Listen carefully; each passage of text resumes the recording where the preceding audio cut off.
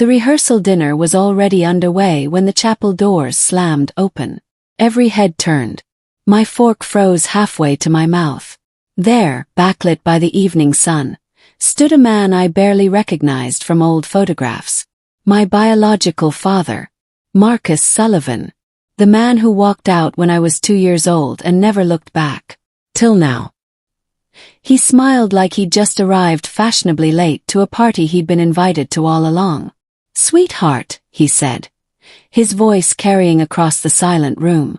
"I think it's time your real father walks you down the aisle tomorrow." My hand tightened around my wine glass. Beside me, Andrew, the man who actually raised me, went completely still. Something inside my chest snapped clean in half. Not from sadness. From clarity. Marcus really thought he could show up after 29 years and claim a moment he'd done nothing to earn. I forced myself to breathe slowly, to stay calm, because I'd learned something important over the years. The people who stay quiet aren't weak. They're thinking. Marcus stepped further into the room, his confidence filling the space like expensive cologne. "Too much of it. I've missed too much already," he announced to my 60 wedding guests as though they were his audience. "I'm not missing this." Whispers erupted around tables decorated with white roses and candles I'd spent months choosing. My fiancé, Tyler, looked at me with confusion written across his face. He knew the basics of my history, but this was a confrontation neither of us had prepared for. Andrew stood slowly. His voice was quiet but firm. "You should leave." Marcus laughed. Actually laughed. "You played house for a few years. I'm her blood. That matters." The words hit like a physical blow. Not to me. To Andrew. I watched his jaw tighten, watched him absorb the insult without responding. That's who he was. Patient. Steady. Everything Marcus had never been. And Marcus had no idea what he'd just walked into. Marcus turned his attention back to me, his expression softening into something that might have looked like regret if you didn't know better. "Natalie, sweetheart. You don't even remember what really happened back then. Your mother kept me away. She made it impossible for me to be in your life." The lie landed like a stone in still water. Clean. Practiced. Completely false. I felt every pair of eyes in that room shift to me. Waiting. Judging. Wondering if I'd believe him. Wondering what I'd do. He tilted his head with manufactured sympathy. "I deserve this moment with you. I'm your father. That bond doesn't just disappear." I looked at him for 3 full seconds without speaking. Let the silence stretch. Let him think I was considering his words. Then I smiled. Controlled. "You abandoned me when I was 2 years old," I said quietly. The room went completely silent. "And now you want to walk me down the aisle." His smile flickered. Just for a second. But it didn't break. He really thought he could rewrite my entire history. My name is Natalie Brooks. I'm 31 years old. I'm a pediatric nurse at Riverside Medical Center. I own a small house with a garden where I grow tomatoes every summer. Tomorrow I'm marrying Tyler Walsh, a high school history teacher who makes me laugh and believes in showing up. And the man standing in front of my rehearsal dinner, demanding access to the most important day of my life, is a stranger. A stranger I've spent 29 years learning to live without. Marcus Sullivan left when I was 2. I have exactly 3 memories of him. 1. The smell of cigarette smoke on a leather jacket. 2. A raised voice behind a closed door. 3. Standing at the front window at age 5, waiting for a car that never came. That's it. That's the sum total of what he gave me before he disappeared. No birthday cards. No phone calls. No explanation. Just silence. The kind of silence that teaches a child that some people don't come back. And someone else stepped into that silence and filled it with something better. Andrew Chen walked into my life when I was 7 years old. He was dating my mother, Patricia, and he didn't make big promises or grand speeches about being my new dad. He just showed up. To my school play where I had 2 lines as a talking tree. To the emergency room when I broke my arm falling off my bike. To every parent-teacher conference, every science fair, Every dance recital where I had no rhythm but tried anyway. He taught me how to ride a bike without training wheels, how to change a tire, how to balance a checkbook. He sat through every college application essay, never once complaining. He walked me through my first breakup with hot chocolate and terrible advice that somehow still helped. He never asked me to call him dad. Never tried to replace anyone. He just loved me. Consistently. Quietly. Completely. That's what real fathers do. So when Marcus stood in that chapel talking about blood and bonds and rights, all I could think was, you have no idea what those words actually mean. After his dramatic entrance, Marcus pulled me aside near the chapel kitchen. Tyler started to follow, but I shook my head. I needed to hear this myself. Natalie, I know this is sudden, Marcus said, his voice dropping to something more intimate. But I've been thinking about you for years. And when I heard about your wedding, he paused, looked at me carefully. Tyler's family. They're the Walshes from Westchester, right? The investment firm. My chest tightened. Yes. That's wonderful. Really wonderful. You've done well for yourself. He smiled. There are real opportunities here. Connections. Your future in-laws, they move in certain circles. Influential circles. There it was. Not wrapped in sentiment or nostalgia. Just laid out plain. He wasn't here for me. He was here for what my wedding could offer him. I'm staying at the Riverside Inn, he continued. Room 214. We should talk more tomorrow before the ceremony. Really reconnect. I have some ideas about business ventures that might interest Tyler's father. I stared at him. This man. This complete stranger. Using my wedding as a networking opportunity. That night I couldn't sleep.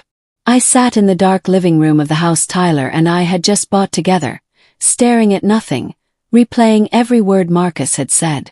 His timing was too perfect. 29 years of absolute silence. Then suddenly, 3 weeks before my wedding, he appears. Not with an apology. Not with humility. With confidence. Like he had every right to be there. Something didn't add up.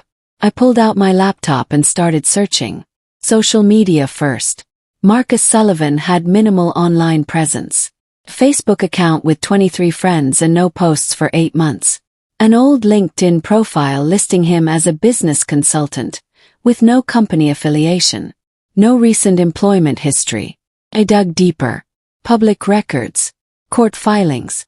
What I found made my stomach drop. Judgments against Marcus Sullivan. Multiple unpaid debts. Collection agencies. A lawsuit from a former business partner alleging fraud. Total amount owed across various creditors. Approximately $87,000. The most recent filing was dated 6 weeks ago. Right around the time my engagement announcement appeared in the local paper. Suddenly, my wedding looked less like a reunion opportunity and more like a life raft. I printed everything. Every court document. Every debt collection notice. Every lawsuit filing. Created a timeline. Marcus's last known address. A rental property in a town 40 minutes away that he'd been evicted from 5 months ago. His employment history. A string of failed business ventures and sales jobs that never lasted more than 8 months. Then I cross-referenced the dates. He reached out to my mother exactly 2 days after my engagement announcement ran in the Westchester Gazette. The announcement that mentioned Tyler's family name. The announcement that mentioned Tyler's father-owned Walsh Investment Partners. Marcus hadn't stumbled across my wedding by accident or been moved by sudden parental longing. He'd been hunting for an opportunity. And I'd appeared in the newspaper like a perfectly wrapped gift. I sat back and looked at all the evidence spread across my dining room table. My hands weren't shaking. My chest wasn't tight. I just felt cold, clear, certain. This wasn't about anger or revenge. This was about truth. And I needed more proof before I made my move. The next morning I called my mother. Did Marcus contact you before showing up? Yes. Patricia sighed. 3 weeks ago. He said he wanted to reconnect. To make amends. He asked about your wedding. What did you tell him? Nothing specific. Just that you were getting married and seemed happy. Pause. Natalie, I didn't give him the venue or the date. I don't know how he found out those details. Already knew. The newspaper announcement included everything. Did he ask about Tyler's family?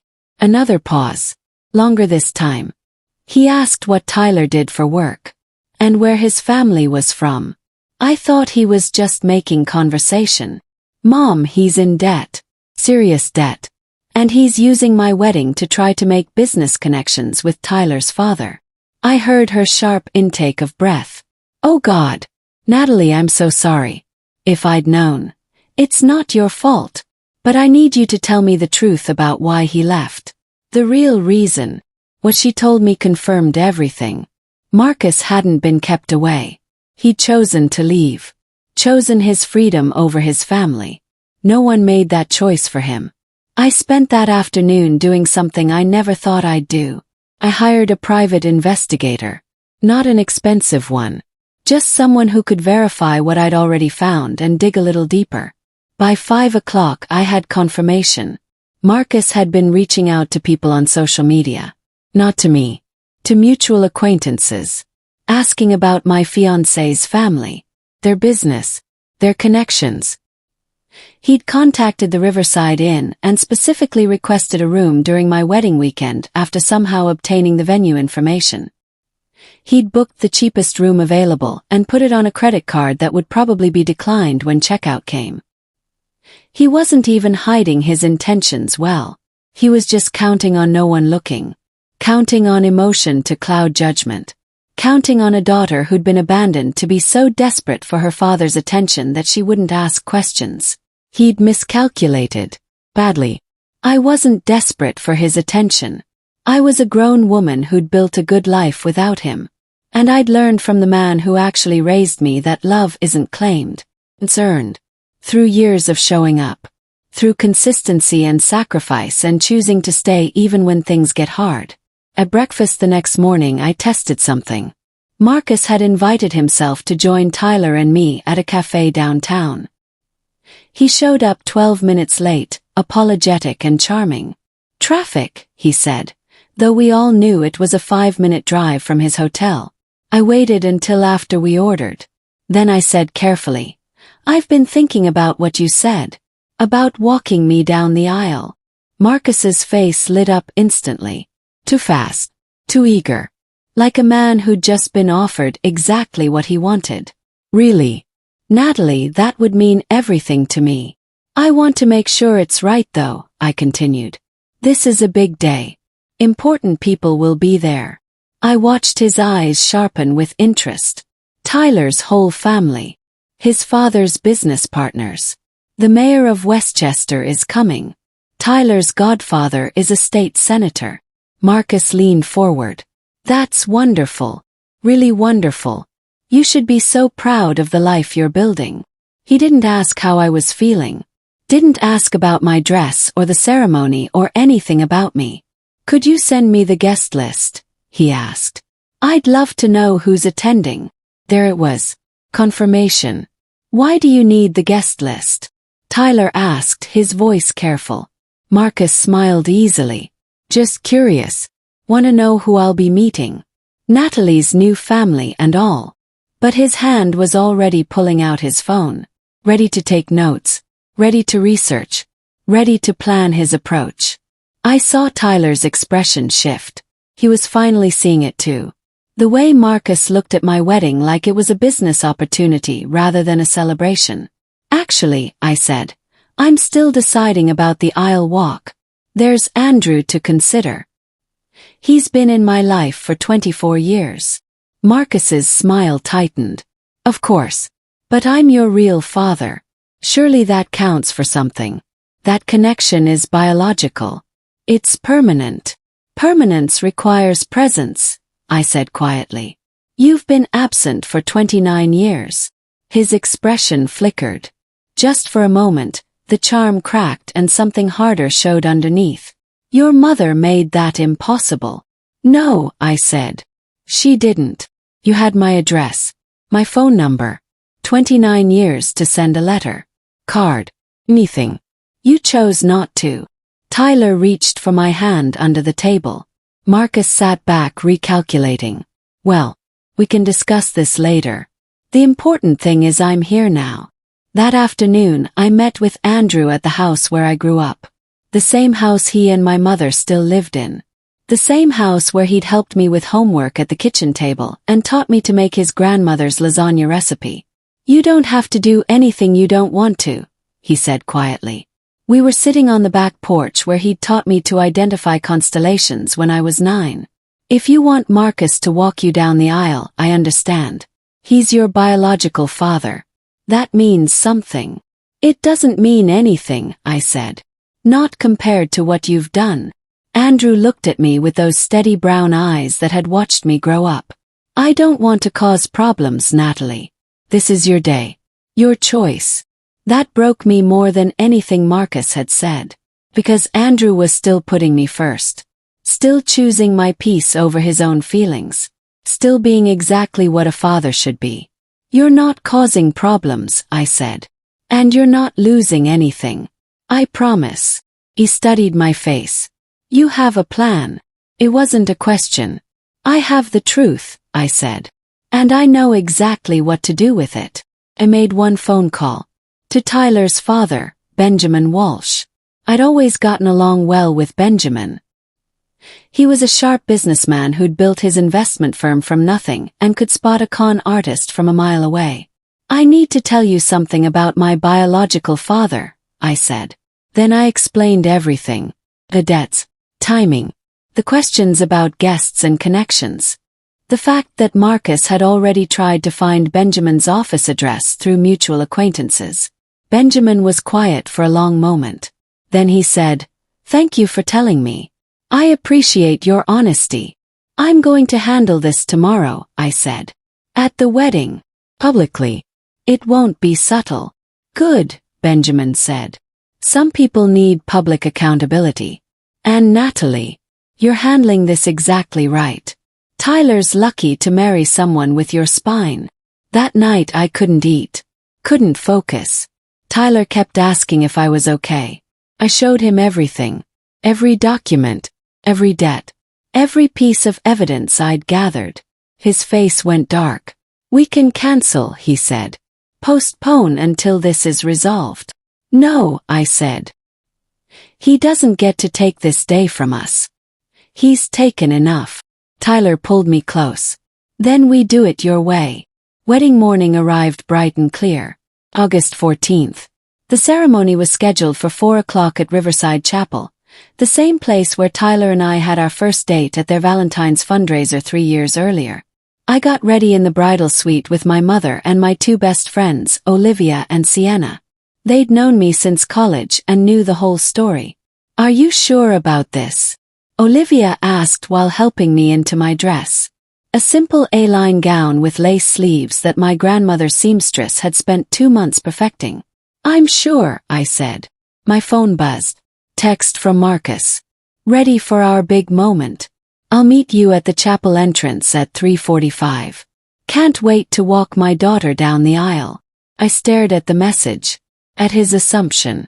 At his confidence that he'd already won. He had no idea what was coming. I typed back. See you soon. Then I picked up the folder I'd prepared. Printed documents. Highlighted sections. Evidence organized and ready. This wasn't about humiliation. It was about truth. About showing everyone exactly who Marcus Sullivan was and what he'd really come here to do. Because some lies need public correction. And some people need to be stopped. The chapel was beautiful. White roses everywhere. Candles on every surface. Soft music playing while 140 guests took their seats. Tyler's family on one side. My smaller group on the other. Friends. Colleagues. People who'd actually been part of my life. I could see Marcus from the bridal suite window. He was standing near the entrance in a rented tuxedo that didn't fit quite right. Shaking hands with arriving guests. Introducing himself as the bride's father to people he'd never met. Working the room like it was a networking event. Tyler's father walked past him with barely a nod. Marcus tried to start a conversation, but Benjamin kept moving. I watched Marcus's smile tighten. 3:45 my bridesmaids lined up. Olivia straightened my veil. "You look perfect," Sienna said. My mother kissed my cheek. "I'm so proud of you. Not just today. Every day." Andrew stood in the corner, quiet. He was wearing the navy suit we'd picked out together last month. The one he thought he'd be wearing as a regular guest. I walked over to him. "Don't go anywhere," I said. "I'm going to need you in exactly 7 minutes." He looked confused, but he nodded, always trusting me, always believing I knew what I was doing. The music shifted. The processional was about to begin. I walked to the chapel entrance where Marcus waited. His face lit up when he saw me. "You look beautiful, sweetheart," he said. Then he extended his arm. Confident, entitled, ready to walk down that aisle and claim a moment he'd done nothing to earn. I didn't take his arm. "Not yet. I need to say something first," I said clearly. Loud enough for the front rows to hear. Marcus's smile flickered. "Now. Can't it wait until after?" "No," I said. "It can't wait." I turned to face the assembled guests. 140 people who'd come to celebrate love and commitment and partnership. People who believed in showing up. The music stopped. Everyone was looking at us now. Confused, curious, waiting. Took a breath. Heart steady. Voice calm. "Most of you know that my biological father and I haven't had a relationship. What you might not know is why." I pulled out the folder I'd been carrying. Marcus Sullivan abandoned me when I was 2 years old. He had every opportunity to be in my life.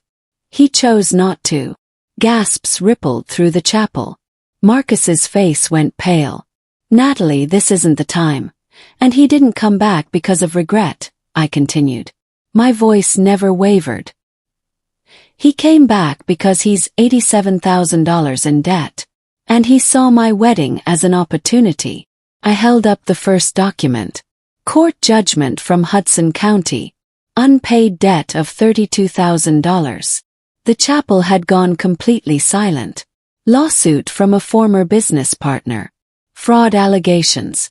$17,000. Kept going. Document after document. Debt after debt.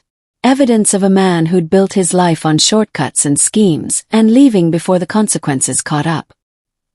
He contacted my mother 2 days after my engagement announcement appeared in the newspaper, I said.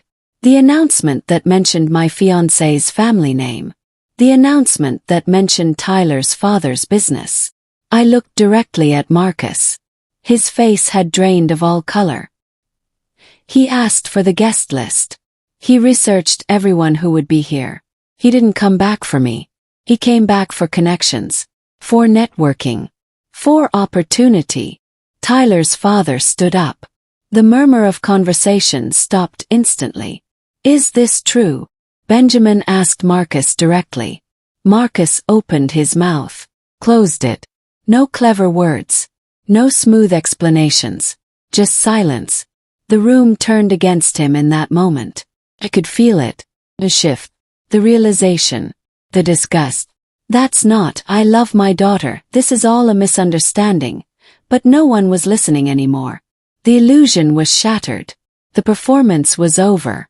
"I think you should leave," Benjamin said. Not loud. Not aggressive. Just final. Marcus looked around wildly. At the guests who'd turned away. At Tyler's family who were staring at him with open contempt. At my mother who was shaking her head. "Natalie, please," he said. "You don't understand." "I understand perfectly," I said. "You're $87,000 in debt. You've been evicted. You've burned every bridge you've ever built. And you saw my happiness as your way out." I stepped back. Away from him. "You had 29 years to be my father. You chose not to be. You don't get to choose now." He stood there. Smaller suddenly. Deflated. For the first time since he'd burst into my rehearsal dinner. He had no control. No charm. No angle. Just the truth. Spose. Public. Undeniable. "I'm sorry," he whispered. But it was too late. And we both knew it. He walked down that chapel aisle alone. Every eye on him. Every judgment earned. The heavy doors closed behind him. And just like that he was gone again. This time I'd been the one to close the door. On my terms. With the truth as my weapon. And I'd never felt more certain of anything in my life. The chapel was silent for 5 full seconds after Marcus left. Then Olivia started clapping. Slow at first. Then faster. Then Sienna joined her. Then Tyler's sister. Then my mother. Within seconds, the entire chapel was applauding. Not for the confrontation. For the truth. For standing up. For choosing myself. Tyler appeared at my side. That, he said quietly, was the bravest thing I've ever seen. I looked at him. This good man who chose me every day. Who supported me through every difficult decision. Who never once questioned my strength. I couldn't let him take this day from us, I said. He's taken enough. Turned. Looked back toward the bridal suite where Andrew was still standing. Watching. Waiting. I walked back to him. Slowly. Deliberately. Every eye following me. Dad, said. I'd called him that 1,000 times. But never at a moment like this. Never with this much weight behind the word. Andrew's eyes went bright. I'd be honored to walk you down the aisle, he said. His voice broke on the last word. You already earned it, I said. A long time ago. Took his arm. The music started again. And we walked. Together. Toward my future. The ceremony was perfect. Every word I'd written felt true. Every vow I made felt earned. When Tyler slipped the ring on my finger, I didn't think about the man who'd left. I thought about all the people who'd stayed. Andrew cried during the vows. So did my mother. So did I. When the officiant said, "You may kiss the bride," the chapel erupted in cheers. And when Tyler and I walked back down that aisle as husband and wife, I felt lighter than I had in weeks. The reception was exactly what we'd planned. Dinner under string lights in the garden behind the chapel. Dancing. Oath. Tyler's father gave a speech about partnership and trust and choosing the right person to build a life with. When Andrew stood to speak, his hands were shaking. I didn't give Natalie life, he said. But she gave me purpose. She taught me what it means to be a father. Not through biology. Through choice. Through showing up every day and trying to deserve her trust. He looked at me. You are the best thing that ever happened to me. And Tyler, you better take care of her. Or you'll answer to me. Everyone laughed. But I saw his eyes. Serious. Protective. Real. That's what fathers do. They protect. They show up. Stay. Later that night, I heard what happened after Marcus left. He tried to approach a few guests outside the chapel. Tried to explain. To spin the story. To make himself the victim. No one engaged. No one listened. Tyler's father had made it very clear that Marcus was not welcome anywhere near the Walsh family. Ever. Several other guests who worked in business had recognized Marcus's name from his various lawsuits and failed ventures. Word traveled fast in small professional circles. Marcus had driven back to his hotel. Checked out early. The credit card he'd used to book the room was declined, just as I'd predicted. The hotel manager had called the police. There was a scene. A report filed. By the time our reception ended at midnight, Marcus Sullivan was 3 towns away and blocked from contacting me on every platform. I didn't feel victorious. I didn't feel vengeful. I just felt free. Free from the weight of wondering. From the obligation of blood that demanded nothing and gave nothing back. Free to build my life with the people who'd actually earned their place in it. Tyler and I drove to our hotel that night. Tomorrow we'd leave for our honeymoon in Portland. 2 weeks of rain and bookstores and coffee shops and no drama. Any regrets? He asked. Thought about it. Honestly. None, I said. Not one. 3 months later I received a letter. Forwarded from my mother's address. From Marcus. I almost threw it away unopened. But curiosity won. Inside was a single page. Handwritten. No return address. Natalie, I know I have no right to contact you. I know what I did was unforgivable.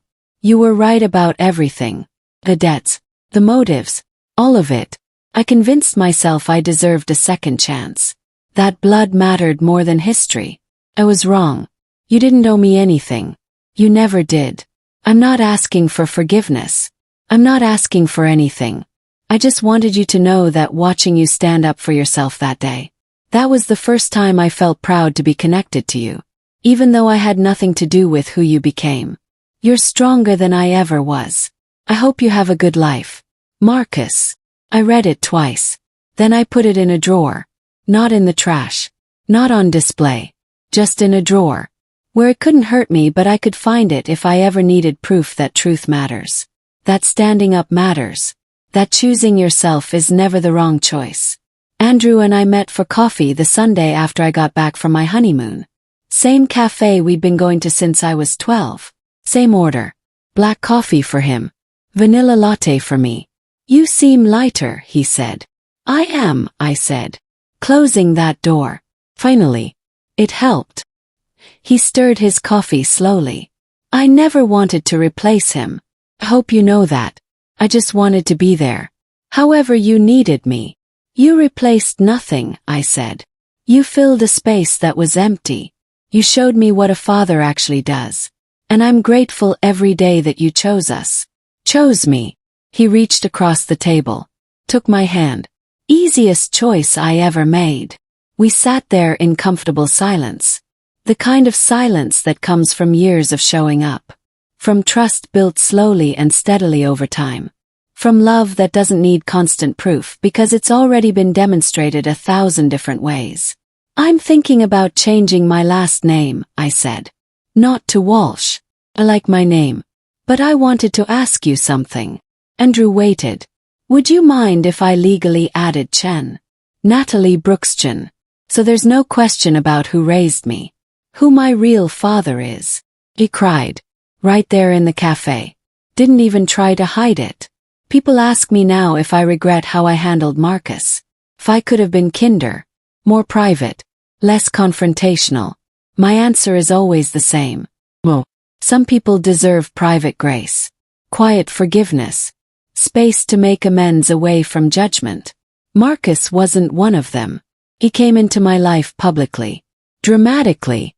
Demanding rights he'd never earned and attention he didn't deserve. He tried to use my wedding, my happiness, my husband's family, as leverage for his own failing life. And he did it without shame, without apology, without even bothering to hide his true intentions. So I responded publicly. With truth. With evidence. With boundaries that couldn't be misunderstood. And I don't regret it for 1 second. Because the mistake isn't in closing a door on someone who hurt you. The mistake is thinking they deserve a key to come back in whenever they want. Marcus taught me something valuable. He taught me that blood doesn't equal family. That showing up matters more than showing off. That consistency beats biology every single time. Andrew taught me everything else. He taught me what love looks like when it's real. When it's earned. When it's chosen every single day for 24 years. And I'll take chosen love over biological obligation any day of the week. My wedding day wasn't ruined by Marcus. It was clarified by him. Because in trying to claim something he didn't earn, he reminded everyone watching what actually matters. Not who gives you life, but who helps you build one.